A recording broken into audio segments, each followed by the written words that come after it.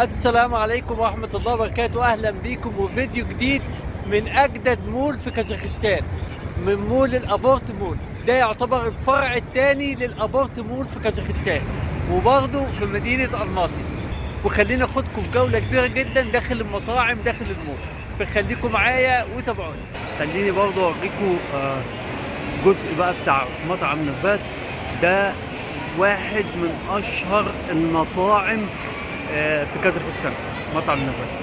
ليه مطعم نفات اشهر مطاعم؟ لانه هو اساسا مطعم كازاخستاني وبيقدم اكل كازاخستاني وسويك وحاجات كتير.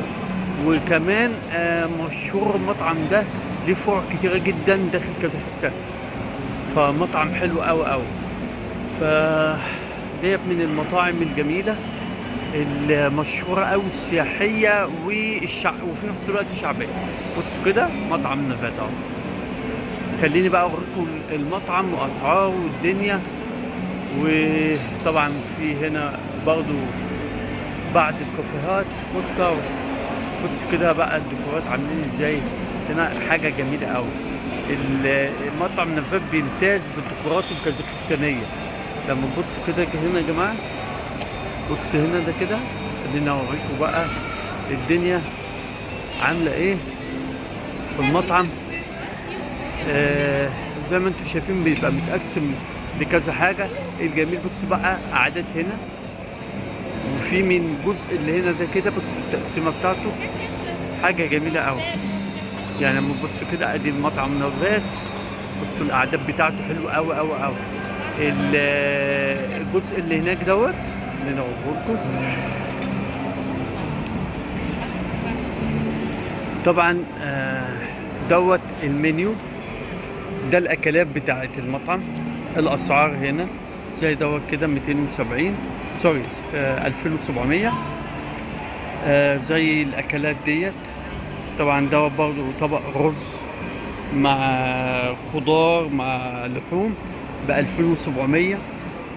بصوا برضو هنا برضو الطبق دوت طبق حلو قوي، طبق لحمه ومعاه مكرونات وطماطم وسلطه، ده عامل 2900. طبق زي دوت يعتبر لحمه مع بطاطس وبصل عامل 4100. فدي اسعار من الاسعار بتاعتهم. خلينا اوريكم الاسعار كلها. طبعا المنتي الحاجات ديت دي من الحاجات الكازاخستانيه، وطبعا دي اسعارها كلها جميله جدا. في بقى اطباق زي كده مختلفه. يعني ادي الطبق دوت عامل 3200.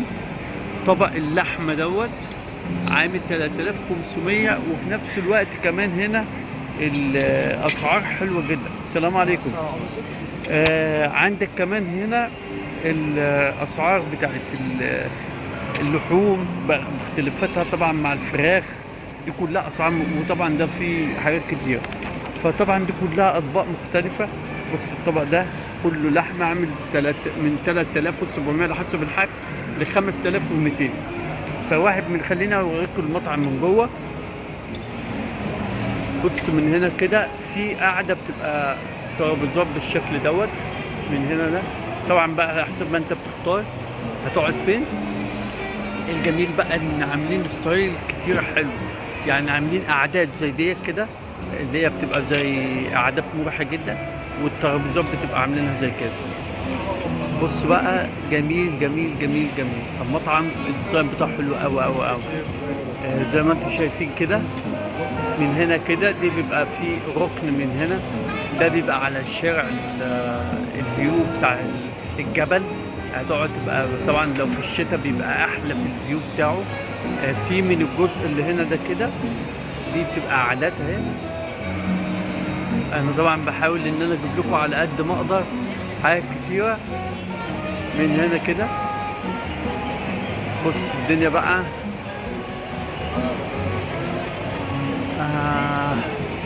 طبعا في كمان هنا جزء الحلويات. خليني اوريه لكم. ده لو انت عاوز طبعا بتطلب برضه وانت سواء حليب الكازاخستاني، حليب الحصان او الجمل. في عندهم حاجات الحلويات دي حلويات كازاخستانيه. طبعا على حسب ما انت بتطلب سعرها.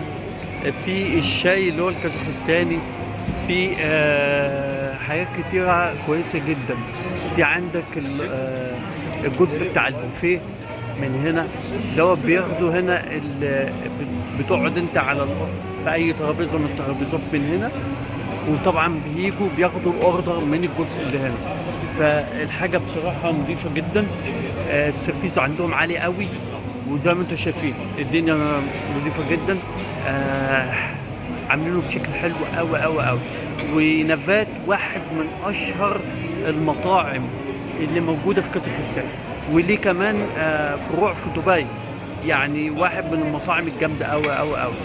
وطبعا من افضل المطاعم المشهوره جدا في كازاخستان، فحاجه محترمه جدا.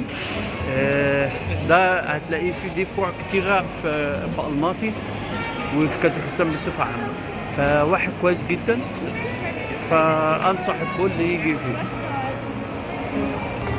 في نهاية الفيديو، لو الفيديو عجبكم يا ريت تدعموني باللايك وتشتركوا عندي في القناة، ولو عندكم أي سؤال أو أي استفسار يا ريت تسيبوني في تعليق. شكرا لكم، واشوفكم في حلقة جديدة إن شاء الله، والسلام عليكم ورحمة الله وبركاته.